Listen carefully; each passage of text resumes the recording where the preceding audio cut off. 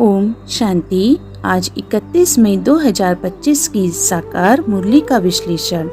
आज की मुरली में शिव बाबा ने हम बच्चों को यह याद दिलाया कि हम इस दुनिया में सबसे ऊंच पढ़ाई पढ़ रहे हैं। यह कोई साधारण पढ़ाई नहीं है, बल्कि ये हमें स्वर्ग का मालिक बनाती है। इस पढ़ाई के शिक्षक स्वयं परम पिता परमात्मा शिव बाबा हैं और हम उनके विशेष बच्चे हैं। मुरली में बाबा का विशेष संदेश है। मीठे बच्चे, जब तक जीना है पढ़ना और पढ़ाना है, और पढ़ाई का आधार है सहनशीलता, स्मृति और सेवा। अतः ये मुरली हमें जागृत रहने, दूसरों को भी जगाने और सच्ची सेवा में लगने की प्रेरणा देती है। मुरली विश्लेषण। पहला, पढ़ाई जीवन भर की है। बाबा कहते हैं, जब तक जीना है पढ़ना और पढ़ाना है। दुनियावी पढ़ाई कुछ समय तक होती है, लेकिन ये ईश्वरीय पढ़ाई जीवन भर चलती है। इससे ही हमें स्वर्ग की गद्दी मिलती है। इसलिए हर दिन इस पढ़ाई को महत्व देना चाहिए। दूसरा, सेवा की सफलता का आधार सहनशीलता। बाबा कहते हैं, हर बात में सहनशील बनकर संगठन चलाओ।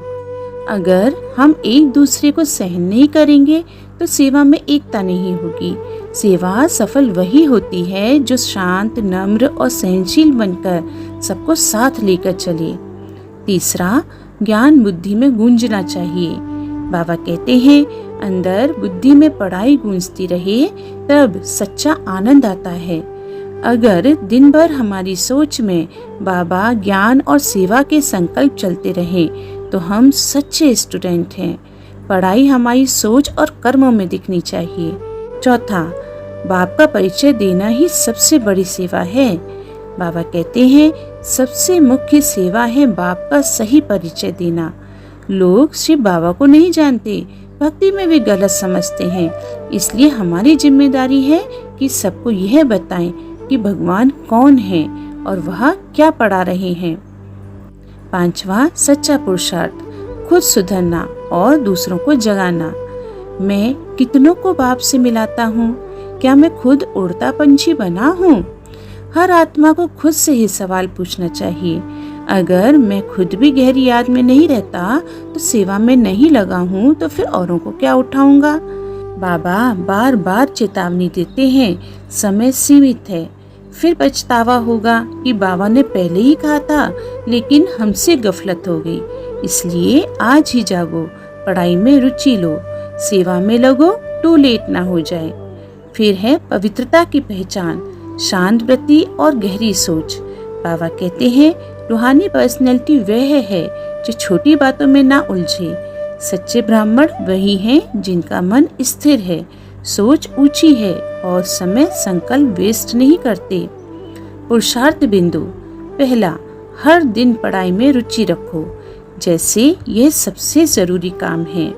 दूसरा, सहनशील बनो, हर बात को प्यार से संभालो। तीसरा, सच्चा स्टूडेंट वही जो खुद भी पढ़े और दूसरों को भी पढ़ाए। चौथा, हर रात आत्म जांच करो, क्या आज मैंने किसी को बाबा से मिलाया? पांचवा, बाबा को याद करना ही सबसे बड़ा साधन है, इससे विकर्म जलते हैं। छठा, छोटी बातों को छोड़ो, बड़ी सोच रखो, सेवा में मन लगाओ। सातवां, संगठन में सेवा करो, अकेले नहीं, सबको साथ लेकर चलो। निष्कर्ष, बाबा कह रहे हैं, बच्चे, पढ़ाई ही तुम्हारा भविष्य है।